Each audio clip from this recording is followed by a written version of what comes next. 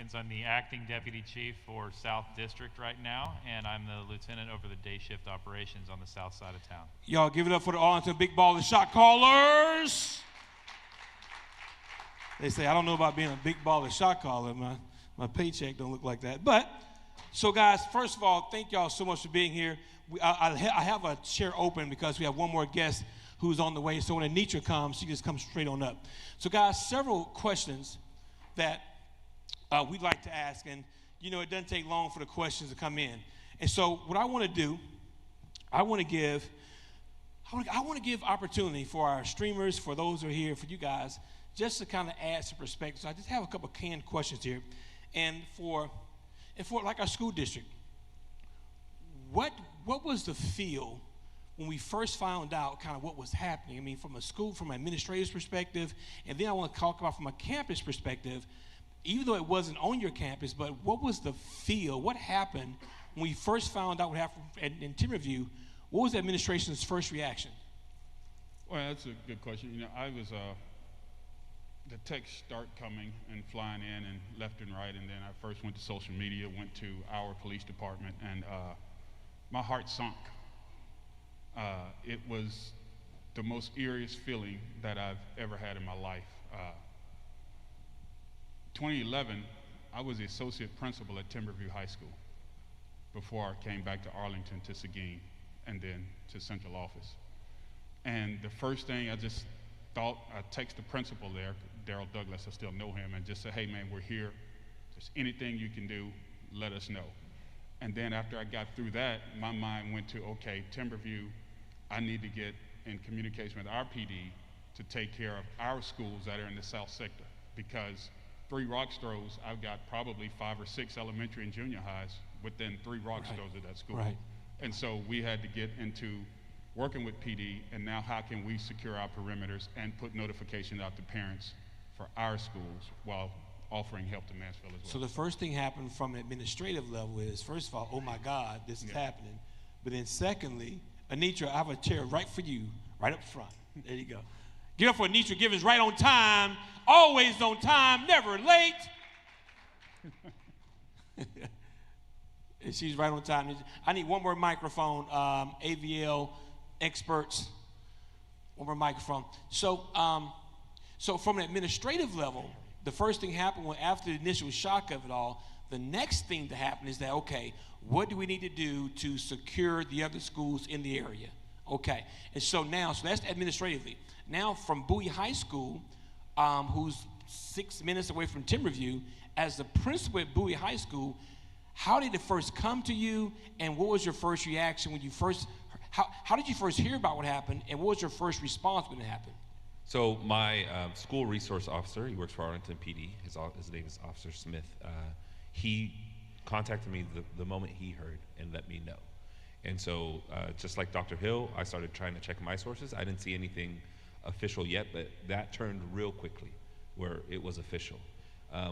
When I realized it was official, I noticed we had maybe 30 minutes before lunch. And if you know, at lunch, the students are allowed to go eat. So my first thought is, I have to not let any student off the building. I need to shut down lunch. First call I made was to Dr. Hill. He picked up in half a ring. I think he knew exactly knew exactly why I was calling. I said, Dr. Hill, I just need to make sure I'm okay with shutting down lunch. He knew exactly what I was talking about. He gave me the go-ahead. That's exactly what we did, and then I spent the rest of that time going into action because, believe it or not, I kind of need kids to go off campus because, you know, we're short everywhere. I don't have enough cafeteria workers or maybe even food. It's not something we think through because a lot of our students do leave off campus. So we plan for a certain amount of food. We don't cook in excess so that we throw things away. We cook for what we usually feed. So we knew if every kid was going to eat in the building, we had to change game plans quickly. Right away, I called the food director of the district. He also picked up in half a ring, got a plan going for bringing in more food, more workers. If my cafeteria, the very next day I thanked my cafeteria ladies. They worked hard because not one kid left the building. We had to feed them all. So it was a labor of love, but everyone who I needed support from picked up right away and gave me the answers that I needed. And we may want to talk about this a little bit, a little later on, but by that time, did the kids know before you knew? I had some teachers start texting me like, hey, kids are saying this. Okay. There's a rumor of this is going around. And, I've obviously started texting back teachers, let them know that, yes, Sure. it's true. We don't have a lot of details. Because, of course, as soon as the story broke, 100 different stories. 10 people were shot. One pregnant teacher is now dead. All these stories, and I'm like, the only thing I can confirm is that there is a shooter. So Gotcha. I asked them to just try to control the rumors. I got on the intercom and let the kids know before lunch was over that, hey, no one's leaving for safety reasons. We're going on a perimeter lockdown is what we call it.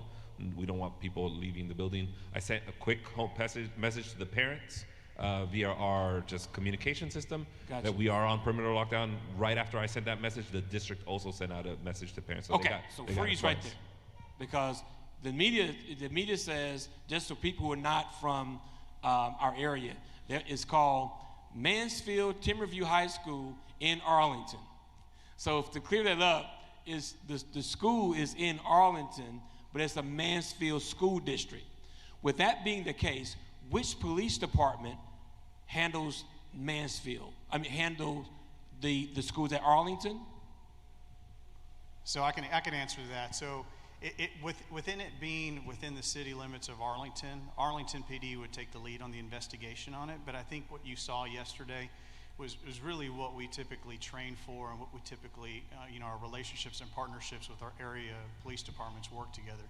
I mean, we had a number of police agencies: Mansfield ISD PD, Mansfield PD, State troopers,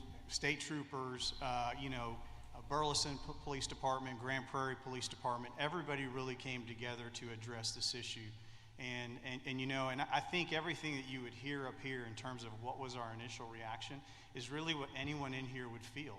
I mean, I think we feel this shock, like, is this really happening?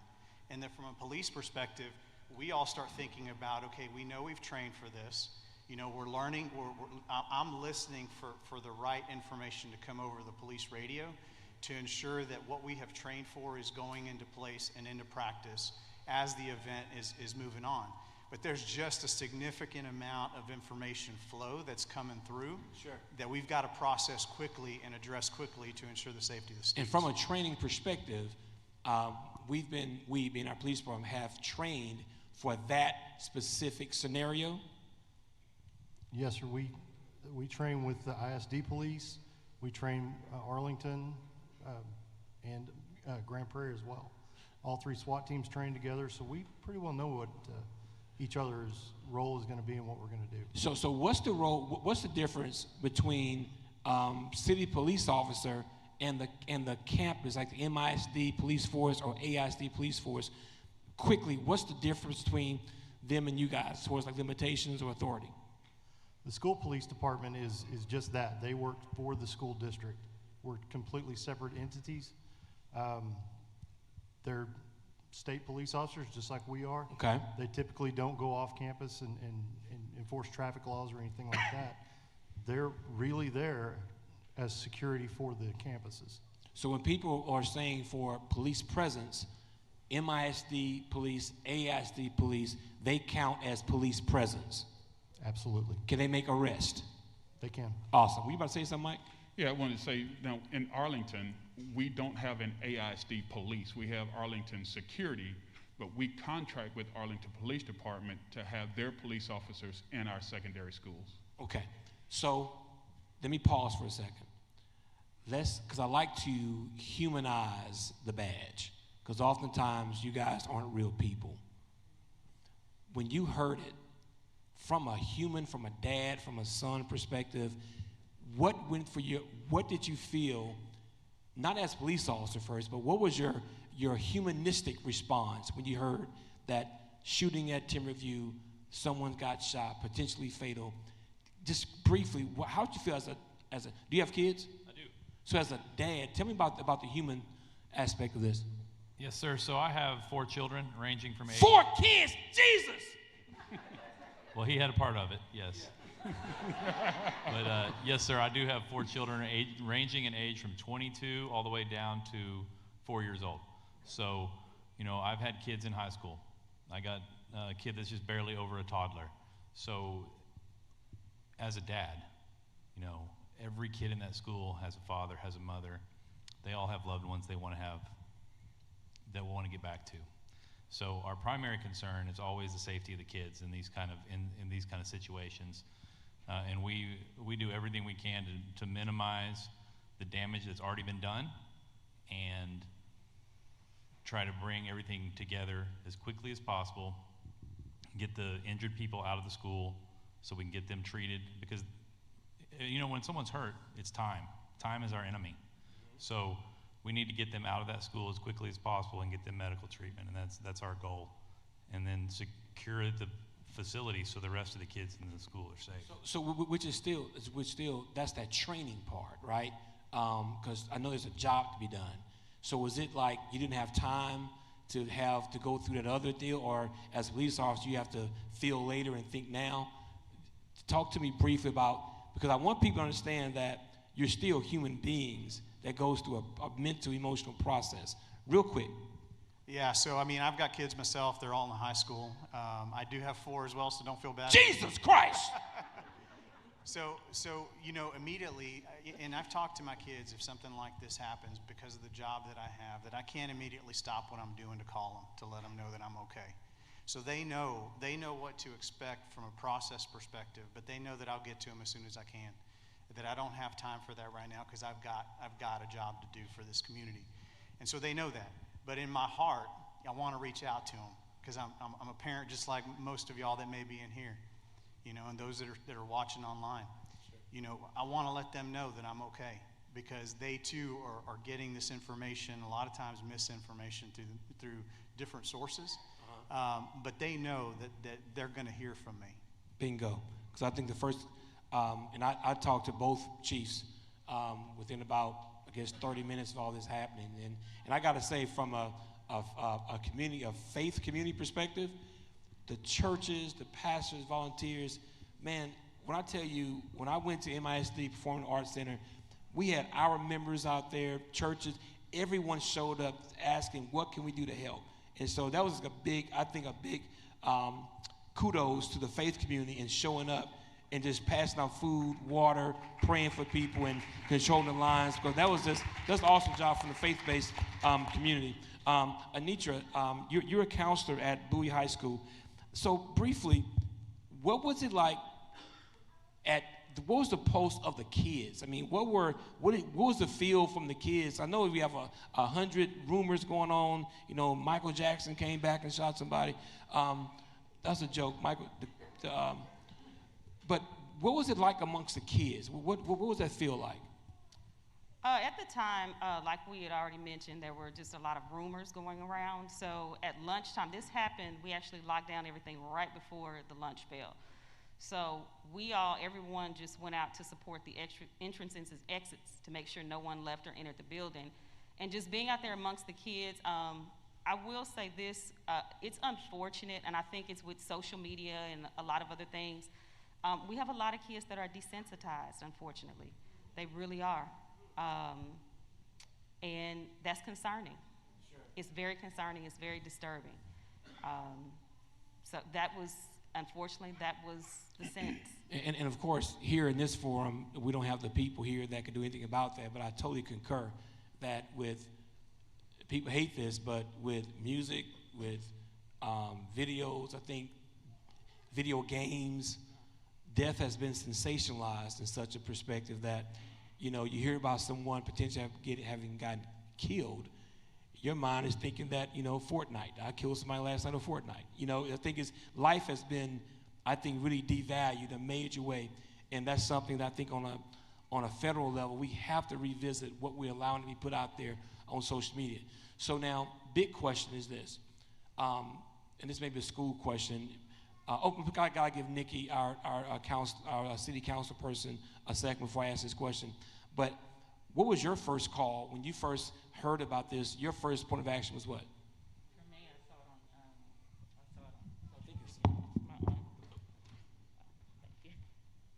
Thank you. Spread COVID. Hold on. You gotta test 1, 2. There you go. Thank you. We're professionals, Renee. We got this. For me, I saw it on social media. My immediate action was just, what can I do to help? I called, the proper channel at the city to get updates. I started putting updates on for the residents that are in District 3 or anybody that had students there. Heartbreak. That was my first thought. It's just heartbroken for our community on there. So what is the protocol? Yes, ma'am. And I just want to say something. I will say this. The tone, talking to some students today, there were quite a few students that were upset and angry about what occurred and why innocent people ended up having to be hurt. Who are they angry So at? I don't want to make it seem as if we have students that just have no emotions Sure. or no feelings. The initial reaction was, because we didn't have all the facts, was some, like I said, a desensitization. But today, there were students that were upset and angry that innocent people were affected and impacted by all of this. Okay, so they want to get everyone saying y'all better write this down. Michael Hill, Anitra Givens, Kyle Lanier, and they keep turning their microphones off. Renee Lizardo, Nikki Hunter, forgot the name. Oz Flores. That's Flores. That's my dude right there, Oz Flores. Cameron Huggins. Cameron Huggins. I know they got that all the same. Awesome.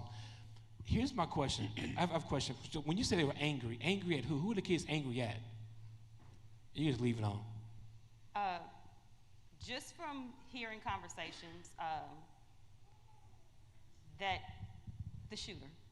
Angry I'll at the just shooter. say that the alleged shooter. So and most of them already knew who he was. Unfortunately, yes. Students already had the access to this person's social media page and other people's social media page. They already had the picture before the picture was plastered over Right. the news. And the video was already circulating. Yes, the way before it hit video- the newsstands, I got the video way before it reached the outlets because kids were sharing the video. Here's my question. What is bullying and what is the proper protocol to report and the actions happening and what happens as a result of report of bullying? So when kids say, because I've been hearing that a lot about the bullying, when a kid says, I'm being bullied, what should be the first course of action from a school administrative perspective? What should happen? Any other people can take that. What should happen? You're going to take it to the district. So I'll tell you from the school point of view, Student Services, the department in Arlington ISD, they have given every school a bullying protocol Right. investigation form to work through. And so I'll tell you right now, I was having this talk with my administrators today, and it's not just because of today's events, but every kid comes to our office if they have a problem with another student and say, I'm being bullied. And so it's becoming harder and harder to weed through what is actual bullying. Which And- my next question is defining. Right, But and- right now, just Yeah. for sake of time, just give me first step. A kid saying being bullying. So what's the first thing that should happen? We investigate, we gather statements, and we see if it matches the district's definition. And the district's definition has to do with, one, an imbalance of power. Two, is it causing detriment to the student? And three, is it one-sided or two-sided? Because if two kids are having an argument, one kid comes and says, I'm being bullied. Sure. You are participating in this argument. Right. If you keep going back and keep poking that bull, are you being bullied? Or are you just having a hard time with the student, and what you just need is some conflict resolution? Okay, so first step is when a student comes, and this Arlington, AISD. Yes. So student says, I'm being bullied. We have a bully investigation form that we fill out, and it asks these questions. Is that for the assistant principal? Yes, the assistant principals go through that process. We bring in the counselors where needed, and if we determine what this needs to happen is a conflict resolution, we have it. And if we determine that this is actual bullying, we follow the code of conduct to apply the consequences. So if someone says, I've been bullied several times over a period of time, how do we process that? How is it that hypothetically a kid could be bullied over a period of time and the antagonist of that is still present and not resolved? Is that based on the system right now, is that possible to slip through the districts or the schools' fingers on that level if it's been reported several times? All students deserve a due process. All students deserve to be heard and hear two sides of the story.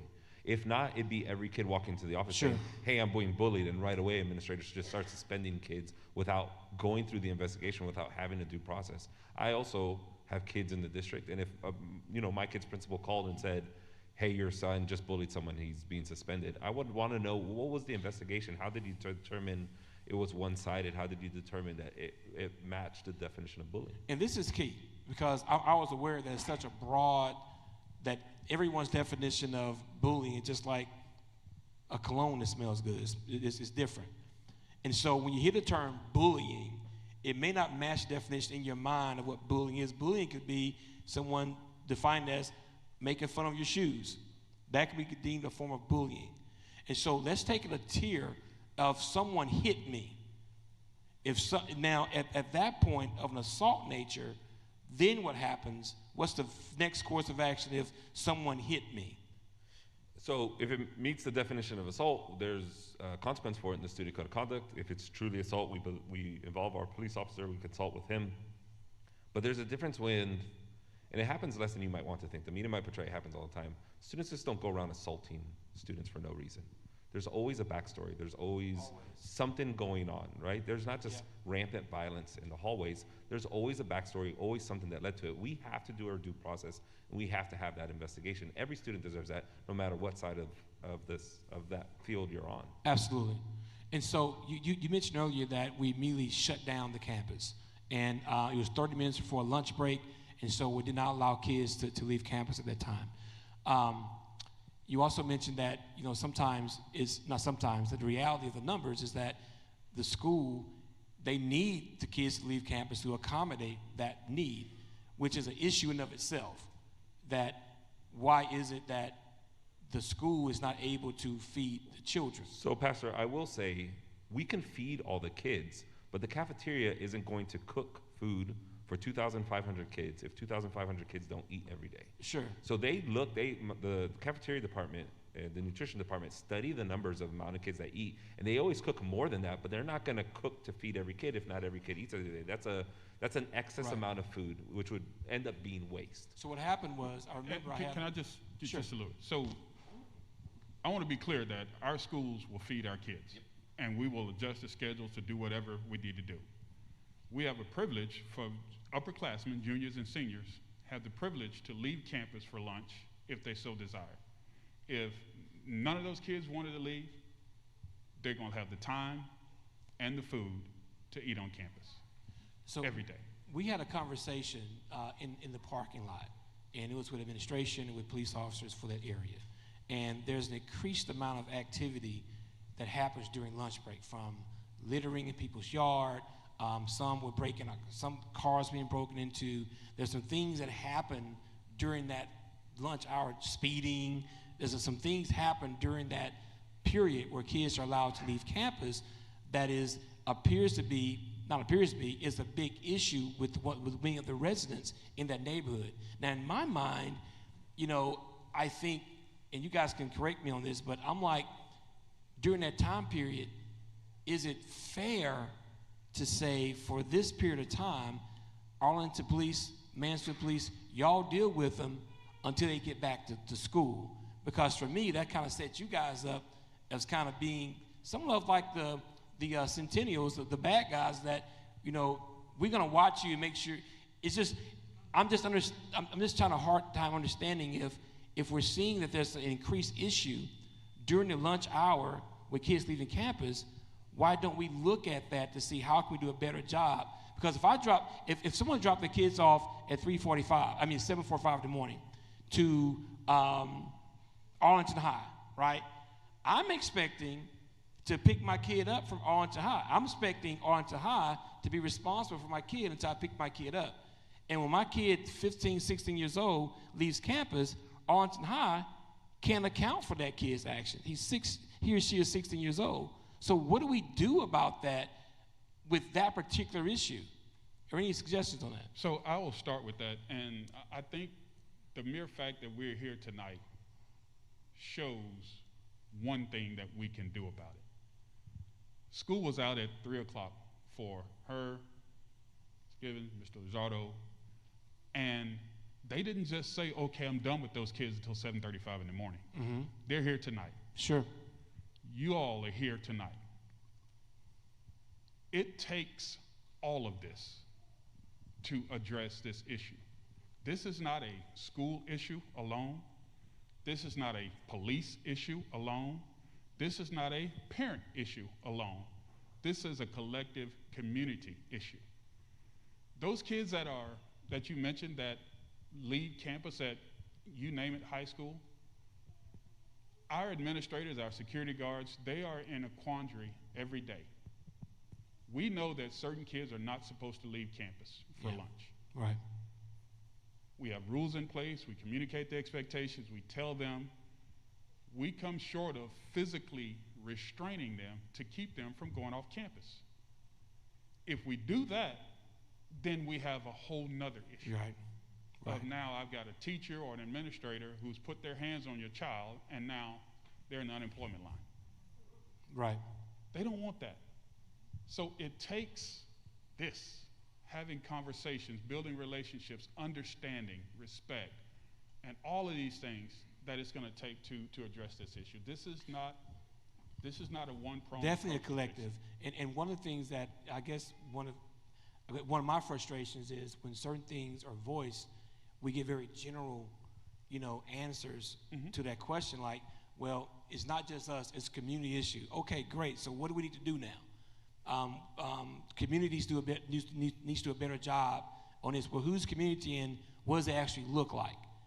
And so that's one of the things I think that our problem is we're oftentimes too reactionary, because if a kid gets killed on lunch break, then I think we'll be a lot more, okay, two kids get killed on lunch break, what do we need to do? But if we see certain things coming, like right now, we gotta be sensitive to, let's not be reactionary, but proactive before something jumps off like that. Second question, hindsight 2020. Hindsight always 2020.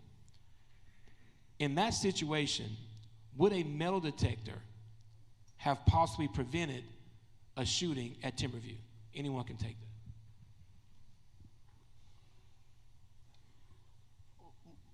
So let me say this. So just very quickly back to your the previous discussion just about reactionary proactiveness. I think as a community we definitely need to be what I would like to say responsive. Right? It's different than reactionary. Reactionary is, hey, we're going to do something right away, and I'm not suggesting that we wait to make changes. But responsiveness is giving clear thought in terms of how do we address this issue. And to Michael Hill's point, it really is, there's not a singular answer to many of the questions that we all as parents have on this issue. It's not a single answer that would say this will fit every type of situation. But we all of us in here and those listening online, have an opportunity to model the behavior that we expect other people to do. And we all come into conflict in our daily lives, right? But our kids are watching us. Our kids watch how we respond when we don't get our way. Our kids look at us when we respond to something that didn't quite go our way. Okay. And I think we have an opportunity, and never underestimate that every interaction that we have with other people that our kids are watching isn't going to make an impact on them. So at the base level, it's really what's in our heart and how we as a community can raise our kids. Sure. But to your point about but just a quick pause. So that's why I'm saying at a base level, what we have to ask ourselves as a base level policy, is it wisdom to let 16-year-olds be unsupervised during the day? I think at the base level, we have to make that determination, then work from there. I mean, we can figure out the policy and the best ways of implementation, but our kids, there's certain parents wouldn't leave their 16-year-old home by themselves. And so there's a reason why, because they know their kid. And so we'd be naive, and to think that they're only juniors and seniors leaving campus is naivete as well, because Exactly. So it's like one of those type things where we got to ask ourselves at a base level, is this best for the kid? And do we need to start school 15 minutes early and end it 15 minutes late to give them more room for lunch hour? I don't know. But to my question about, do you think a metal detector could have prevented that? Or are metal detectors in schools the answer? That's a tough question. Mm-hmm. And it's a very important question. I think one that we certainly since Columbine and some of these other incidents throughout the country, we have asked ourselves that question, both from a law enforcement perspective, an education perspective, and a community perspective. Yes, sir. We've asked that question. And you know, every time that I have these discussions and I listen to people's opinions on it, I keep going back to, in my mind, school safety is about a layered approach to safety. There is not one single answer that's going to address this issue of school safety. Certainly target hardening, for example, you know, a metal detector, I mean, that certainly plays a role in it, but so does how we deal with conflict in our schools. So is how do we model the behavior that we intend for our kids to demonstrate on a daily basis. One is how do we deal with individuals who are having issues with one another, and how do we do that? How do we invest into people valuing others' lives, you know, to the point where they say, I'm not going to do this because it's going to hurt somebody. And Flores, you and I have been working together for a long time, and we've tackled several topics. And sometimes we can take a cruise ship turn, and other times we have to take a speedboat turn. And everything that followed the metal detector is that cruise ship turn. And I get that. I think all of that plays a part. But at a bare bones first layer, should we now entertain, especially with the police knowing that not just fighting, it used to be the Arlington fights was a big deal. Now they're bringing guns to fights, and kids are getting shot. At what point, and maybe it's a school district question, do we seriously entertain, or how do you guys feel about metal detectors? Because it's something that parents, members, that I'm getting the text and emails about. So I'm relaying what I'm hearing. Why don't we have metal detectors as big as our school districts are, with students from all over everywhere? Why don't we have metal detectors? And anyone can take that. So I'll answer that in two different ways. We do have metal detectors in Arlington ISD. We don't have them plastered at every door and every kid comes through them every time. We, as a district policy, have random metal detector exercises where we hit 12 to 15 classrooms every month, unannounced. Knock on the door, teacher, stop teaching, kids, stop what you're doing. I need every one of you all to come out. That's good to know, Mike. I had no idea. I had no idea that we had random searches. And so you're saying at any given time? At any given time. At any given time, at a bus that could pull up at Bowie at 6:45 in the morning, and our security staff is there, and you're coming out and you're going through this, random.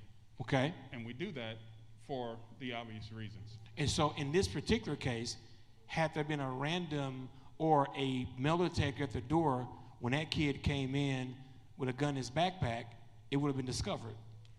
I don't want to speak to... I'm saying for a metal detector, do they pick up guns? I mean, do they? So if a metal detector for this particular morning would have been when this kid came in and he passed through a metal detector, it would have detected he had a weapon in this particular situation. Yes? I would say yes. It's not a trick question. I'm not trying to back into the corner.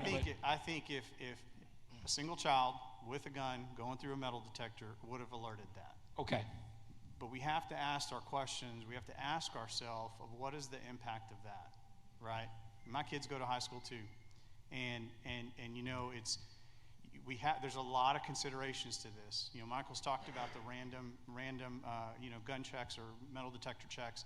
A lot of those are happening throughout various districts throughout our country, right? And they have tried to use the speedboat analogy to say, hey, we're going to put metal detectors at every door. Mm-hmm. And what you find is you find some issues that can create on a day-to-day operation when they're trying to educate our children. Like from a time perspective? Well, certainly. I mean, certainly time is of one. The other one is, I want our children to be able to go into an environment in which they can freely learn and not feel that they're having to go in and get checked every day for something like this. Certainly the random component is a valuable one, right? But it's one that we have to have the discussion on and weigh all the different options available, that exist to be able to have a safety program. And I think and I'll say this, Pastor, if you don't mind. And this is, I don't want, we're just having the conversation. Sure. You put the metal detectors at the doors in the school. Mm-hmm. what happens when the gunplay is in the parking lot before it even gets inside the building? And so if I could exchange with that, we're not saying that, I'm not suggesting, I think people who are advocating that aren't suggesting that metal detectors are foolproof. But what it could do is protect those who are inside of the school, though. So in the parking lot across the street, we know that these issues don't start at school. Right. Most of them start off campus that make their way to school. Once they get to school, though, what are the things we can put in place that can protect the kids that are in the school on our watch at that time? It's kind of, you know, I'm with you there. They can happen in the parking lot, but we're talking about this hindsight with some of the things that do happen in the classroom. Could metal detectors be a deterrent? And as far as like the norm and the inconvenience, those masks are inconvenient. But it's one of those type things we say for preventive, it's best to wear the mask to be safe. And some can see a metal detector as relevant as a mask. You hit it right on the head. I think the metal detector, if anything, is going to be, it's a layer, and it's going to act more as a deterrent than actually catching something in the act or something just before it happens. Yeah, I mean, and this is and it's kind of like the ethos that I'm hearing is that when things like that we don't have in place are suggested, that is perceived as an insult to the administration because things are being suggested that they hadn't thought of yet. When people are just saying that for us, just like some kids that we don't have to worry about metal detectors, with some kids, I'm glad y'all got metal detectors around here because I know Johnny always keep a gad on him. So it may, I mean, serious, but there's some people who would be relieved to have that added layer and able to learn even better, not worried about who has a gun on campus. Nikki, did you have anything you want to say on that? You have any views on metal detectors? I mean, I agree. I think definitely it's something I would assume that would be entertained at some point. As far as if it would have stopped it, I agree with everyone that's spoken. It's hard to say if it would have stopped it on there, but I do think it's something that should be entertained. Yes. I thought I saw a hand. So from a counselor, and I know Bowie is doing a great job as far as Renee, if you don't mind, share with them a little bit about what Doris Moorhead is doing, because a lot of this is, I know for me personally, a lot of things with developing certain layers of integrity and respect for the people and thinking through making quick decisions. Some of it happened at school, not at home. Now, I know many want to say, well, it's the parents' job to teach their kid. Well, the parents can only teach what they know, and all parents don't know the same thing. And so there has to be some things we do, education the whole kid at school. Anitra does a lot of that. I know, Renee, you're passionate about that. You mind just sharing what are some things, and maybe there's some principals, educators watching, what are some things that Bowie is putting in place right now to help kids who may have some issues with conflict resolution and some issues at home? If you could speak to that. So with the federal COVID relief funds, Arlington ISD was fortunate enough to put a behavior specialist, a restorative practice specialist, on every campus. And so my restorative practice specialist is Ms. Doris Moorhead. She's been at the school a long time. If I had to rank my teachers in order of who could build the strongest relationships, she'd be at the top of the list. She could take, every school has one or two of those teachers, could take the roughest kid and can make them do their work, can get them to listen, can get them to do what they're supposed to do. So even before this, every campus also had a community liaison, which was also Ms. Moorhead. So when she transitioned into this role, she married them both, right? Mm-hmm. So she is doing a lot of work with those students that are having issues, not only in the classroom, but she will also go to the homes and visit with the parents, see what they need. And when there's a student issue, there's always a need behind it, right? Every student with issues, there's a need, there's a story behind it. So she does a great job getting to the root of the story, getting to the root of what's the student issue, what do you need to be successful in class, right? Did you not have breakfast this morning? Did your family not have electricity for the last week? How can I help you get through the issues you're handling so that you can now concentrate in school? And it's made a huge difference. So this is a job that obviously all teachers, counselors, administrators, we all take role in that job, but we also have a lot of other things on our plate, grading and evaluating teachers, stuff like that. So now I have a full-time position doing just that, and I've seen a big difference. And that's what I'm getting at right there. Right. One thing can be done is a dedicated staff or team of staff that their job is to bridge gaps and interact with kids, seek them out, and have those outlets. That's one thing that can happen, that the school can do. And quickly, I want to take any questions I have out here. But since yesterday, what's happened so far since yesterday to prevent yesterday from happening again? What's being considered, in light of yesterday, what's being considered to be put in place to keep yesterday from happening again? I'll tell you from our point of view, Man, right away. You have long answers, though. I need short Right answers. away, we met, my administrative team met, and we realized that yesterday's situation could have been prevented with good conflict resolution, right? Instead of using their hands, if someone had taught those students how to use their words.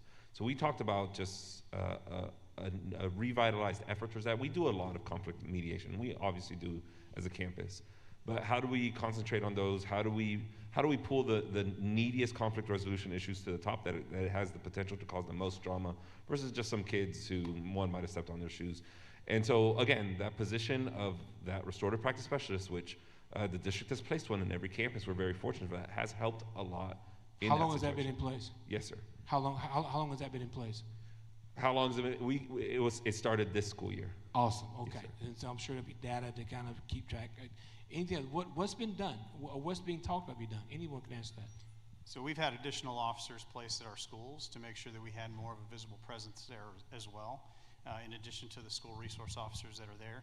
And we've met to already start kind of breaking down the situation, the incident that occurred, to figure out what we've learned, what did we do well, what can we improve on.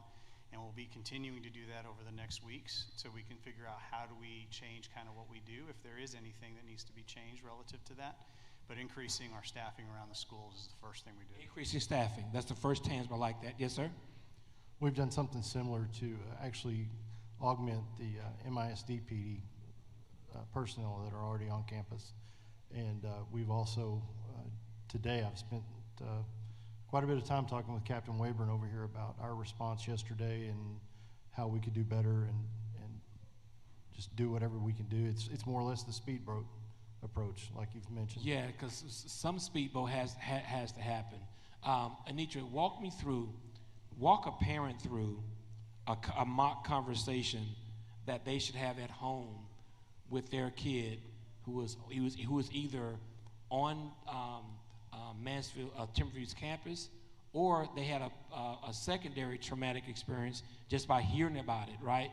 What's a mock conversation that a parent can initiate with their student to help them kind of work through some things that they may not realize they're dealing with? Give me a mock conversation.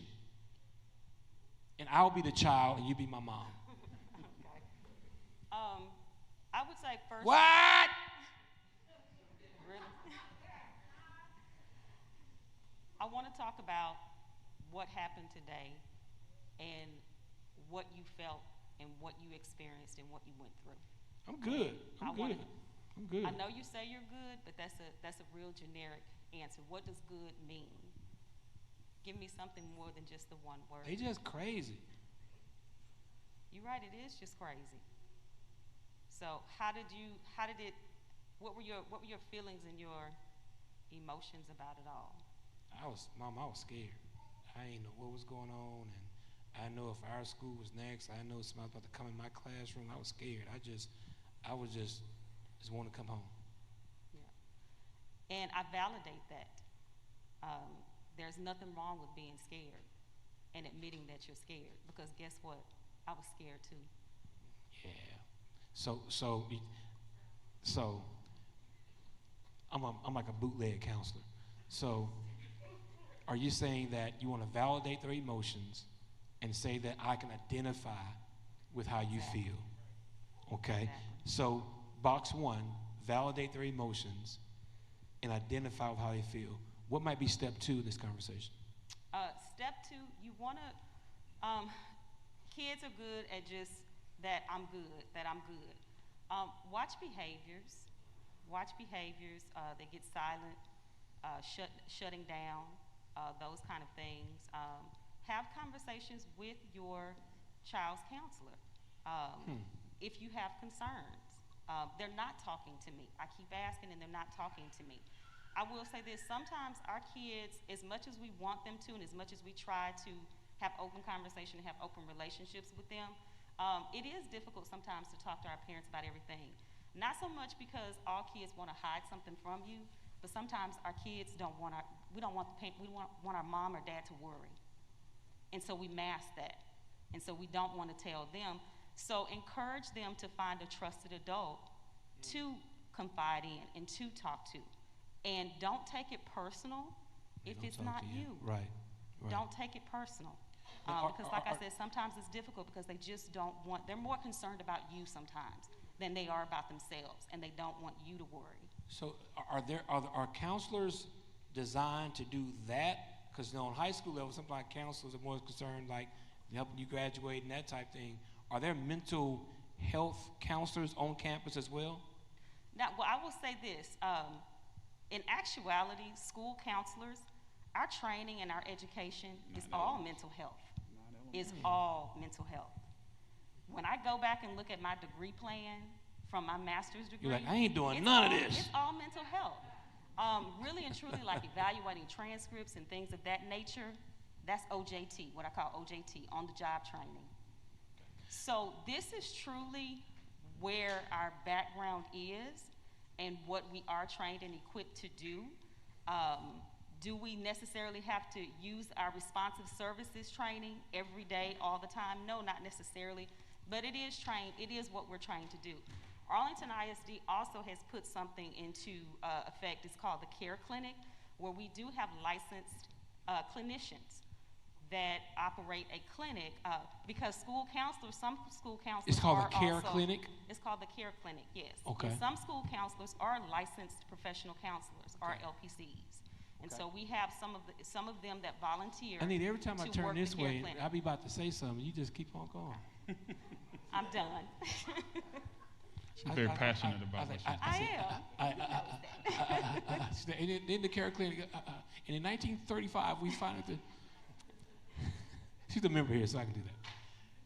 Questions from guys. I got a sound booth question. What's your sound booth question first? Sound booth question, and I need a. Hello. Yes, sir. I can hear you, Dalen. Okay. Are you ready for the question? No, I just asked for the sound booth question.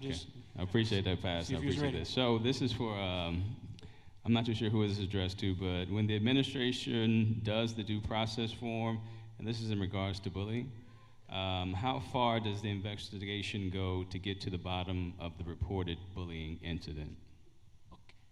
And it has to be real quick. I won't give about 5 people. Well, we go as deep as it need to. Sometimes it's a pretty quick, clear and cut case, just a misunderstanding. We do some conflict resolution. Sometimes it leads to a deeper problem that actually involve other people. We'll take it as far as we need to fix the problem. I saw a hand up from audience. Got a question right here. James Reed. Good job, Renee. That was like 12 Follow seconds. instructions, sir. Yeah. You must be a principal. Hi, my son attends Timberview, and we talk all the time, and he's told me several times about kids getting bullied, and he feels like nothing has been done. My thing is, do you have a action in place? What if a kid is too afraid to tell you that they're being bullied, but someone else reports that that child is being bullied? Do you look into that? And then another question is, after you look into investigation, do you even follow up on that? So before you answer that question, because I think what he's saying is that they take the investigation as far as they can take to get to the bottom of it. Mm-hmm. A question for Mr. Hill about if a particular school is reported to not be doing anything about a bullying action, how do you go beyond that school to get that school in check for not addressing that issue? But before you answer that, here's my question. If you know your child is being bullied at a school and you're a concerned parent, why are you still at home and not going up there to the school? No, my son not you. This is because I hear that a lot. And when I was at MISD, I saw a room full of concerned parents who came up there to pick their kids up. And so I know parents care, and I know parents love, but it's almost as if we feel that It's the school's job by themselves to protect our kids. And sometimes as adults, we have to stand up for our kids. If our kid is saying they're being bullied, the first thing you say, who would you tell? I told my teacher. What did the teacher say? Well, he or she said she's going to check into it. Well, the next day, what did your teacher say about the bullying incident? Well, I don't know. Now it's my turn to come up there. So I think we as parents, it makes no sense under heaven for your child to be bullied for 2 weeks and you still asking questions, but you ain't talked to an adult yet. That was free. That was a frustration of mine. I'm sorry. You were about to say something. You weren't. What you said. Okay. And people, and listen, I think that this is parenting 101.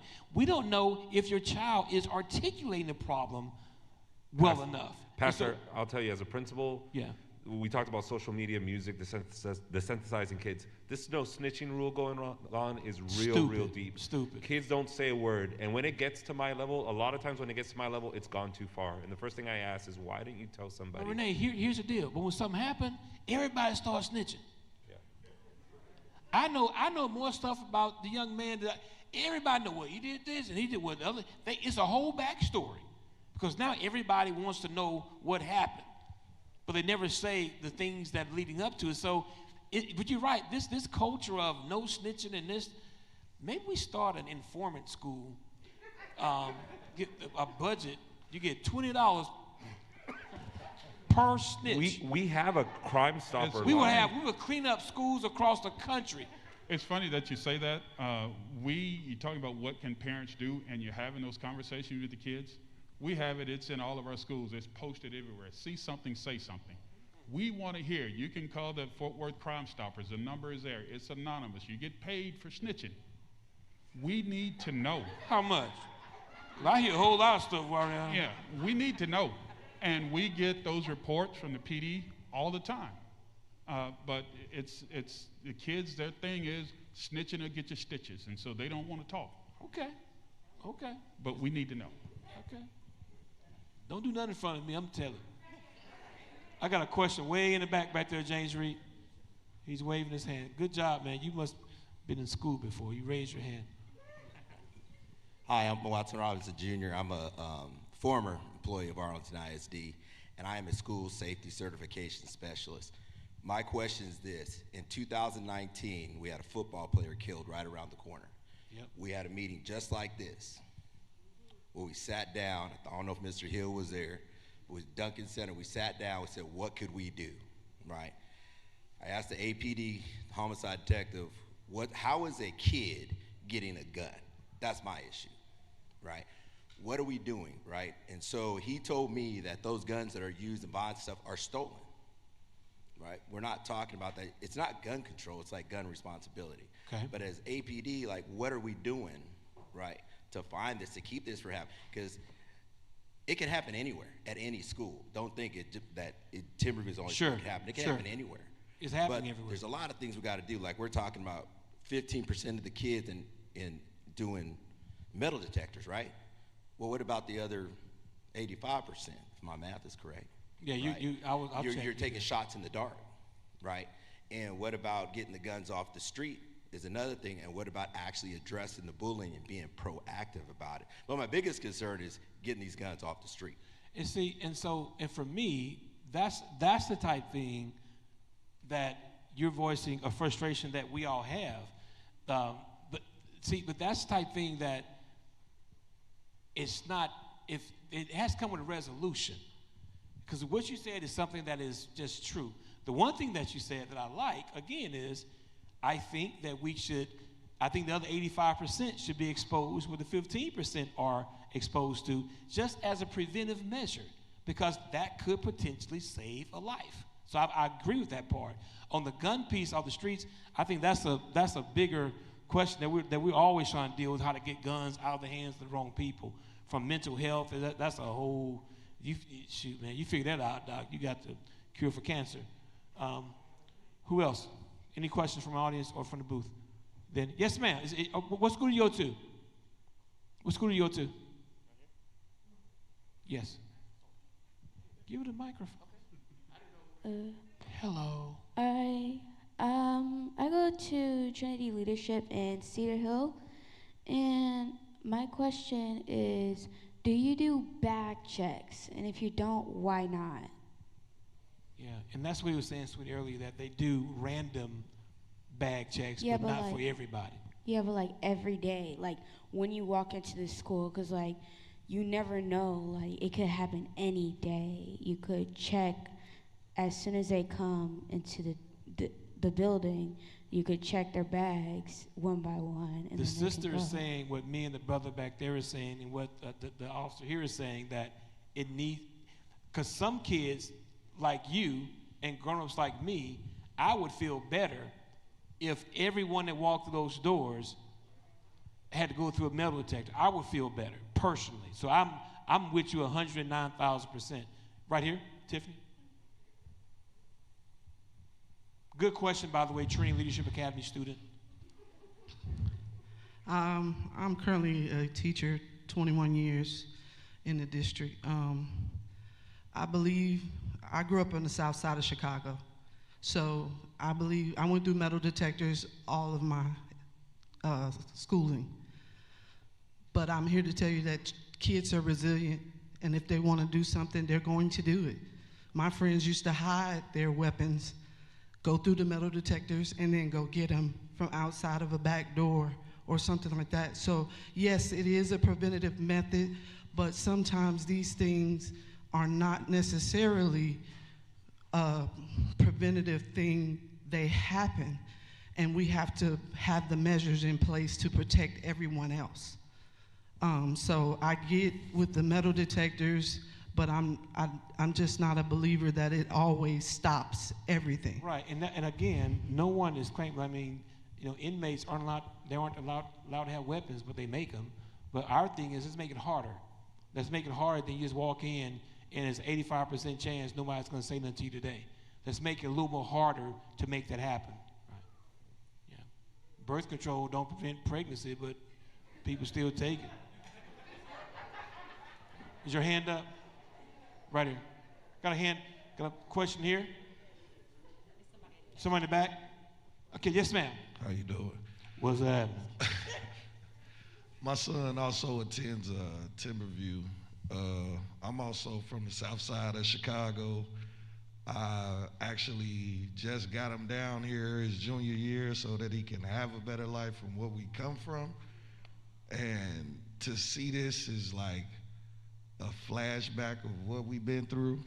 But my question is this: how do I send him back to school? Yeah.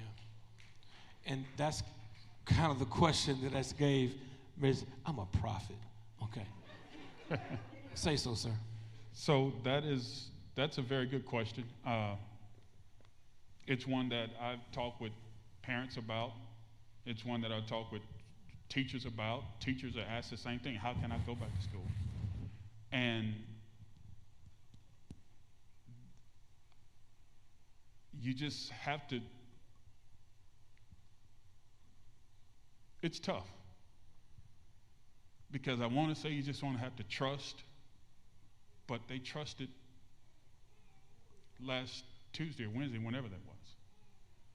But just know that you raise your kids to do the right thing, and sometimes they're innocent, and they still get caught up in the middle of this stuff. It's a hard question to answer, but to just know that you raise your kids right, you're in those schools. If you're not, you need to be, understanding and seeing who's there and who's in charge and what their values and things like that are. And then be there yourself. Let me say two things. Mm. The same way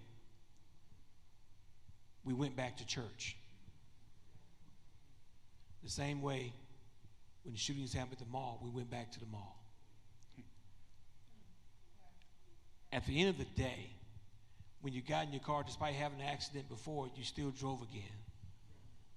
At the end of the day, it's going to take a level of faith and trust, which is a big word, in order to live. The option is to isolate ourselves and be in fear. Now, but there is another option. There are more controlled settings outside of public schools. There are private schools, smaller settings, even more safety measures. There are other options outside of public school. And I'm not going against public schools, but the reality of it, there are other options. It doesn't have to be in that type of environment if that's not an environment that you feel conducive for your child. There are parents, believe it or not, that have never been on their child's campus, so they don't know what they're sending their kids to. And I think it's unfortunate that the bus driver knows more about the school than you do. I think as a parent, you should go to that school, walk the halls, and say, you know, I don't know if this is the environment that I want my child in. And you maybe look for another option. That's my opinion as a parent. That you go there, and if that's not an environment that's conducive, maybe you explore maybe a private school option for your child. Pastor Owens, can I say something? Pastor Owens, can I say add something to that? We talk about deterrence. Parent involvement is a deterrent. Don't just show up to the school when something happens. Amen. Be involved. When your school is when your child's school is having something, an event for parents and things like that, show up. Be there. If your child knows that you are the type that will be there at the school and that you are involved and that you are communicating with people and that you are in their business, that's meaning that you're checking their social media, you have their passwords, you're being vigilant, that can be a deterrent as well to poor behavior and poor decisions. That's right. Check phones. If I feed you, I can check your phone. Quickly, right here, guys, we got about eight minutes left. Yes, ma'am. Recently being in high school, I know the Where metal detector. Where are we? Who's talking? Oh, okay. I'm like, wait a minute. Do y'all hear that? The metal detector thing is very beneficial, but in all honesty, like when you go through metal detectors, your friend gonna text you, "Hey man, put your da-da-da up because we going through detectors. They doing random checks." Cool. It needs to be deeper as far as like how you said you go through a process as far as bullying. Okay, go get witnesses. Go talk to this person. For a student to grow the courage to come tell you I'm being bullied, going through that process, by the time you get to the end, it may be too late. I feel like it should be very proactive, and if somebody comes to you and has the courage to say, I am being bullied, that it should be an immediate process as far as like, what can we do now? Like by the time you get to step 10, I'm a time and ticking bomb. Some people don't have time to wait until you get to step 10 to ask 5 students, what did you see? They need that right away, proactive help from a teacher showing that I care you're being bullied and I'm gonna put my foot in to stop what's going on with you. That's it. Amen. So I think the frustration she's saying, is it a long process? And I think, sweetie, it just depends on what you're saying you're being bullied about. So it's like, for instance, you're saying this person that said they're gonna rape me after school, as opposed to me and this person got into an argument. Those are two different threat levels. It's like with a 911 call. It depends on what the threat is, and depending on the threat, it could bypass steps 1, 2, 3, 4, 5, 6, go straight to 8, depending on what the threat is. But the first thing is that tell somebody. The first part, if tell somebody, then go tell your parent. And see, that way, you're taking the child out of it, and if your parent is doing their job, they interject themselves and demand an answer that you didn't get an expeditious reply on. So that's kind of how everyone gets involved in expediting what that issue is. Right here, ma'am, is your hand up? Yes. Uh-huh. Hi. I want to address the metal detector issue again. Sure. Okay, I'm an 80s baby. I went through metal detectors, and I was raised here in Dallas.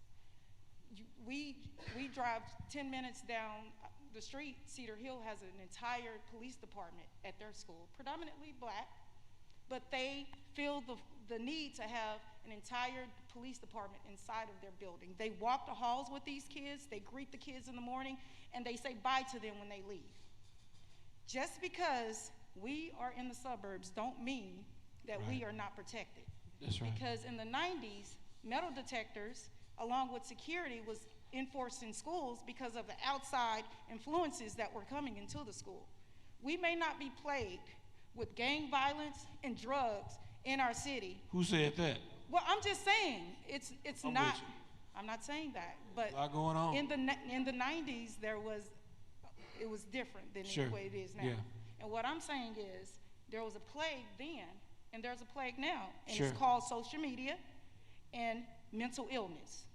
And Wow. we as a community Oh, you preaching now. need to do something about it as a community. Sure. School shootings have become a theme within this generation.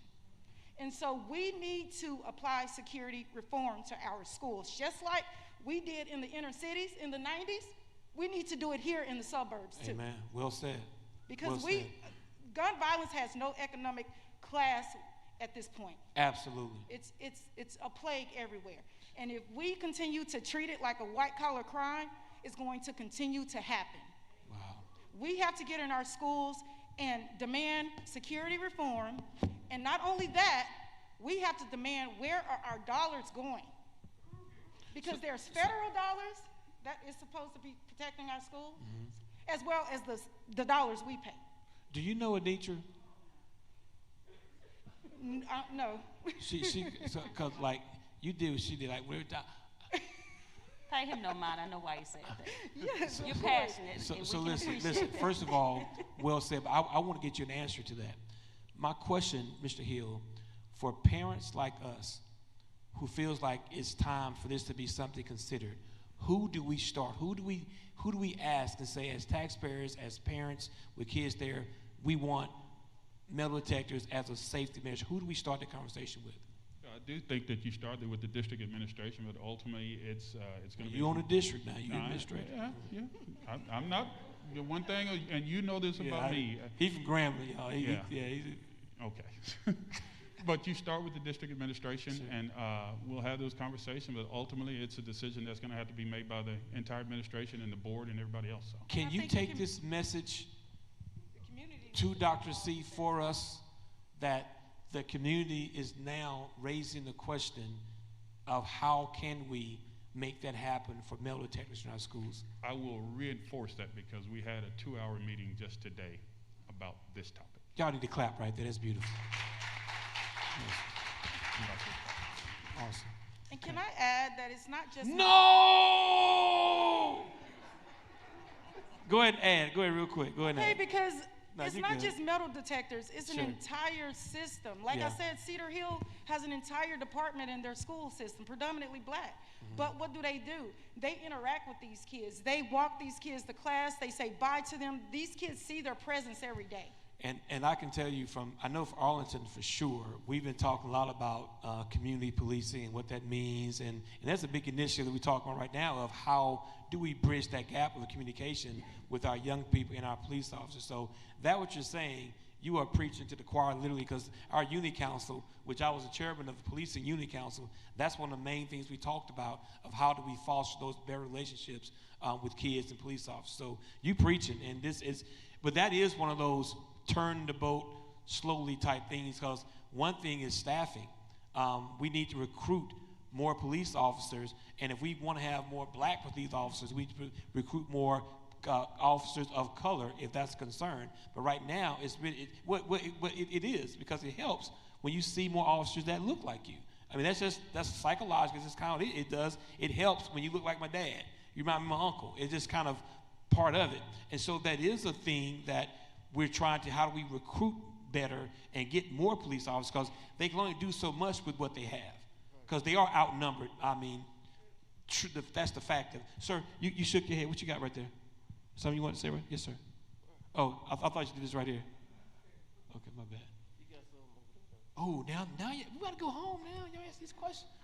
I got a dad here, and let's get over here. Yes, quickly right here. Let's get dad. Oh, ma'am, you first, then dad. Yes. Okay, so my question is for Mr. Hill. So you mentioned, and I'm going back to the question or the statement about this, the 15%, so that sample size. So what is the level of transparency of keeping record of those random checks? Because there's a statement and a question in here. If over a period of time that you're tracking this and it shows that, oh, it's successful, oh, it's successful, oh, it's successful, isn't that more of a red herring, because it's such a small sample size, and therefore it's not really proving that there's nothing going on, only that the people that are being screened have passed every time. So is there a level of transparency to see how far does this go back, and what can we do to make sure that if we are going to use random sample sizes, how big is it and how often would it be in a month or over the period of time? And so I will answer this in a couple of ways. I don't think that we're trying to use a sample size for research data. That's not what this is all about. This is about we're going to randomly check for contraband in the schools. We're not trying to get a historical or anything like that. And so it may be a different understanding that I'm presenting. No. I see what you're saying. I'm just saying if you're doing it random over a period of time and it's proving like there's no contraband, and it's only from a small population, what does random mean? How often is that? So to be clear, we do find contraband. Guns? Knives, BB guns, drugs. We find it all. We find it all. Yeah. And I'd like to address that too. We do, like Dr. Hill said, up to 15 a month. We planned those out already. It wasn't because of the events, but we had actually a month ago planned to do ours today, and we still carried it out today. And we did 15 random searches. We pulled out 15 classrooms, metal detector on the wall. We even have a drug dog. We do find contraband. But because I made the decision to continue carrying this on because we had planned it today, I had a lot of parent calls today. Did you search my kid because of yesterday's event? No, this is the random events we do. And even searching randomly is a preventative tool. If a student knows I can be searched at any time at this school, at any time they can walk into my room and search me, that in itself is a preventative tool. It is. And we're going to add a layer. Sir, right here, please. Yeah, so I'm going to ask the question to give a little context. I taught for a number of years in an independent school district close by. I took contraband from students. I stopped dressing up, going to work because I had blood on my clothes every day from breaking up fights, literally. And so this is over the process of a number of years. And so some of the things that I saw that actually worked to kind of deter this kind of thing that was going on, the violence in the schools, the students feeling alienated, isolated, et cetera, was the presence of support in the form of literacy and arts. And so my question is, and even having partnered with organizations like Big Thought and others where a program like Creative Solutions where court-ordered so-called at-risk students had to do work with this organization in order and seeing how that changed the lives. My question is, thank you. What is the way in which organizations like those, so that the pressure is not totally on the police department, totally on the schools, but what is the way in which an organization can partner with the schools or the police department, et cetera, to even start the conversation to where that could be a presence in the schools throughout the school day and especially after the school day? These are my public-private partnerships, and I think that's something we're saying with Moorhead. And so that what you're saying, that's not a new concept. That's happening. That's already happening. So that is a layer that's already happening. That's some of the boat turning slow. But that's already happening right now. Matter of fact, that's something that we're doing right now to partner with them to do just what you said. Yes. I'll come here next. Good evening. Hey. Quick question. What is done or with a parent once you notify the parent that their child is the one bullying the other kids? What do y'all do to that parent, to that child? That's a good question. Because Parent now accountability. you know where the source, you have the root cause. The root cause is that child. Now you need to find out what. Now you need to talk to that parent and find out what that parent's going to do. How do you address that parent? He said, you know the root cause. Yeah, how do you address that parent? Gotcha. So we do have conversations with the parents to notify them that their child is the bully, and we take the appropriate actions, whatever they may be for that child. It could be anything from suspension to restorative practice to expulsion, but the parents are notified all the way through the process. Gotcha. Every day. Every day. And she talked without the microphones. You know she mean that. And that means that child be at home sitting next to you having that conversation. And so what Dr. Hill mentioned is true. Every day, a parent will obviously stand up for their child. Oh, not my child. So there is a due process. But when we discover there is bullying, I think the hardest part is the parent who has the kid that was bullied. They want to know, well, what you do to the other kid.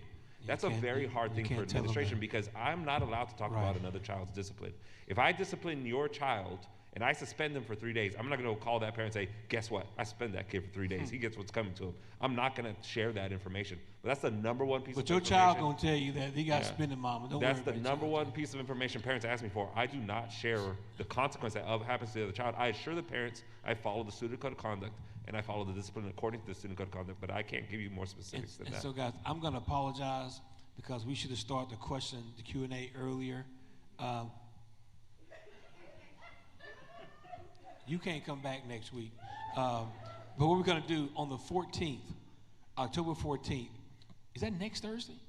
Yes, it is. We were already scheduled to have something similar before any of this stuff happened. Chief McGuire and I, we'd already talked about having something very similar. Would you guys appreciate if we continue this conversation and devoted more of the, I'm going to get you, baby. I'm going to get your question. And devoted more to Q&A. And question, based on what you guys are hearing, could you come back or bring, or whoever you feel would be a good person to have on the stage to take questions? Maybe some of the SROs who are on the campus or the MISD police or ASD police to be on stage, because I think this is some rich stuff. But Will Beard, it was my fault because we was talking too much earlier, and now they have.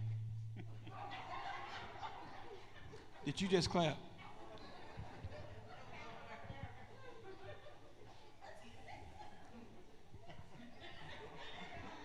See, y'all think y'all job hard? I do this unarmed. Let's get this question over here. We're getting ready to go. Get Reggie. Yes, ma'am. Okay, my question is, do y'all have like random trainings for your teachers on how to identify being bullied? And if so, like, what do y'all do for the teachers who see stuff but don't say anything? Don't report it. Don't. Wait a minute. Make sure I'm hearing you. So you're saying, does the teacher get punished for not reporting certain things that's done in front of them? Yes. Yes. There's consequences for not reporting that. Bullying's a state and federal issue, and so there is consequences. If we know that's happening and we're not doing anything about it or reporting it, there is consequences. Which, by the way, that's saying that the school could be culpable if there was reporting things that were not followed up on. Exactly. Yeah, that's what we're hearing about now. Can I address her question about the training? She asked about the training. Teachers do receive training. They receive an online training as well as an in-person training that is required. If we need to do a follow-up, we do that, but they do receive training annually, every single year. Okay. A question right here. Well, my question was pretty much the same. Sorry. My question was pretty much the same because you talked about desensitizing of the students, and I feel like teachers get desensitized as well because similar situations happen. And I remember my child being one of those who suffered from ADHD but was also picked on. And when I came up to the school and I was active, the teachers were desensitized when it came to me talking to them about an issue that my child continually talked to me about. So, what made you think they were desensitized? Because it's like they hear it all the time. It's one of them where it's like, well, we hear this all the time or whatever, and we've done X, Y, Z, but he mentioned that we can't tell you what happened to the other kid, but at the same time, it's like, it feels pushed to the side. You talk to the teacher or to the assistant principal? I talk to everybody. At the time when my child was in school, I talked to everybody. I pull a board out, I need to talk to everybody because I'm a hands-on parent. Now, it's different when those parents that are not hands-on, but you can't fault everybody based on one particular bad person's choice. You know what I'm saying? So I just feel like a lot of teachers get desensitized to the point where I can see that. Yeah. So that's it. I can see that. And thank you for not being like Anitra and her. So I guess he's saying that sometimes the parents don't feel heard when they do come up and here's what I was saying. There is a code of conduct behavior book, right? This stuff is posted. So one thing you can do, you can follow the process yourself. So if you did this and then this should happen, if that's not being progressed, you take it to another level.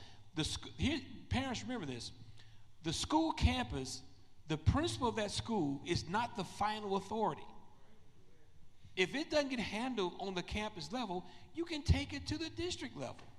And Pastor, I'm going to say, Not to get you in trouble, Renee. No, I know, I understand, but I'm going to say a lot of parents tell me that, like, I don't feel heard, but what they need is closure, and I get it. Sure. It's a human emotion to know closure. How many of us see a story on the news of something bad that happens? We right away want to know what happened to that accused. What sentence did they get? That closure is very necessary for a lot of people, but unfortunately, we're not allowed to give that closure to a lot of parents. So they come back saying they don't feel heard, that it was swept under the rug. But please know, safety is my number one concern as a principal. I lose sleep over safety. And so I will do everything I can to hold that other party accountable when we find that that is the case. But it is hard to give a parent closure when we're not allowed to really talk about that other student's discipline. Okay. Last question from Ontario Hewitt, or maybe from his wife. But so you were just talking about that, and right before you started speaking, my son asked me directly the question, why is the guy out of jail? Can one of the officers just quickly explain exactly why that is? That process. Like due process? Yes. Real quick for a child, when someone did something bad and now they're out of jail, just real quick. Sure. So everybody is afforded due process, right? So if somebody gets arrested for something, it's based off of probable cause that the officer had to arrest someone. They at that point have to see a judge and get adjudicated for that. And so typically you don't know what adjudicated means, Flores? A child. I'm sorry. Okay, so he's got to go talk to a judge. The judge is going to determine whether or not they have to either stay there, or part of the criminal justice system is that they can make bond. And with that bond is essentially there's conditions for that person if they pay the bond to then be released until their court date, okay? And in this particular case, there was a bond placed by the judge. The individual placed that bond to get out of jail, and there are conditions that they have to follow as part of that bond. So, so for example, in this particular case, the bond was paid. There are conditions of the bond. So, for example, they're on kind of house arrest, and there's an ankle monitor that keeps them at that location, notifies someone if they go outside of that range, and then that bond can be revoked, and they are arrested at that point as well. So that's typical in the criminal justice system. So it's a system and a process. And reminiscence of those Sanford and Son days. Pay us some money. You ain't off the hook. We gonna get you if you did something wrong.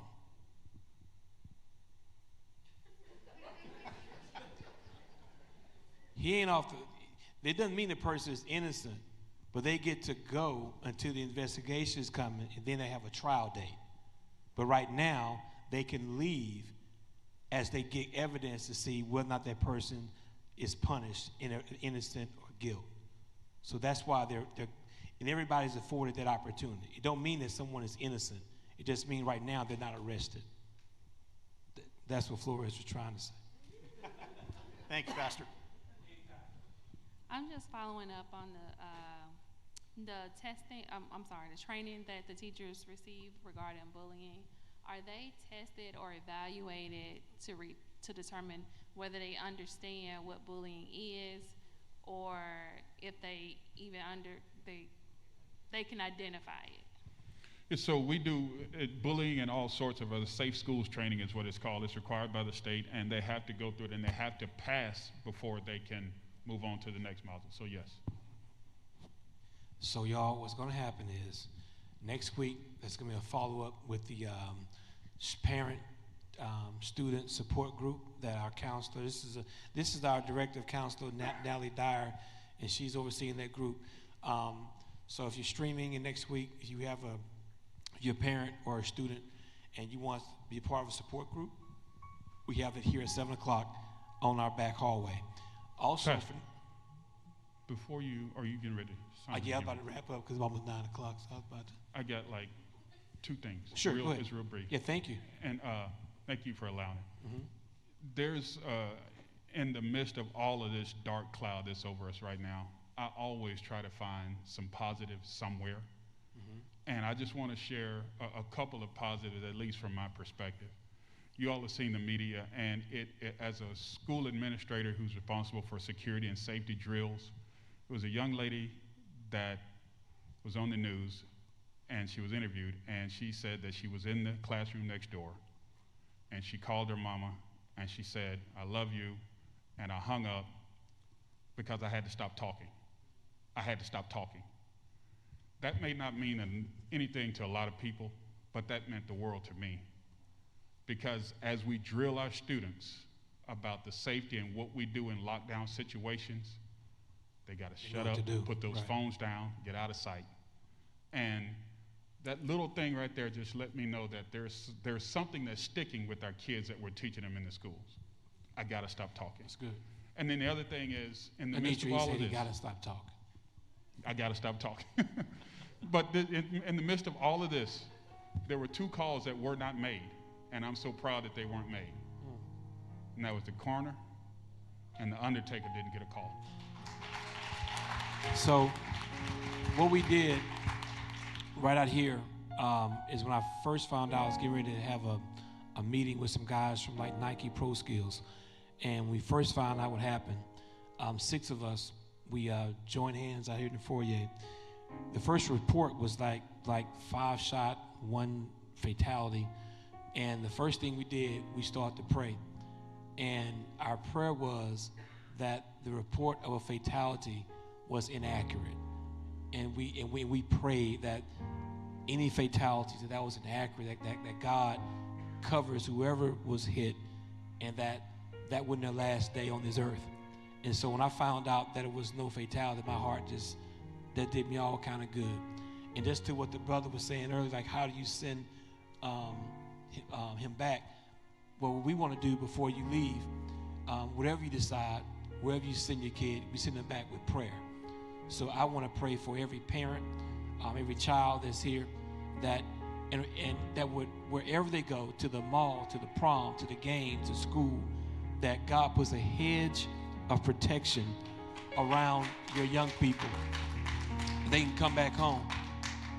So if you could if every head bowed, and what we're gonna do, I know it's a hand up. We're gonna do this again. We're gonna do it next week. And I think we may be some strategic people. Would you guys agree that this was helpful? Is this healthy? Was it positive? Nobody feel weird or attacked, that type thing? I think we ought to have this conversation again next week and take the questions that I left out. And I'll get you right. You can come right up here, right afterwards. You can ask him directly, whatever your question may be. But I just want to pause for a word of prayer for every parent, every child, those who are wounded, the one who pulled the trigger, the families, our culture. I just want to lift up our officers, our administrators, our teachers, our counselors, for safety and peace wherever we go. Every head bowed, every eye closed. God, we thank you for this time.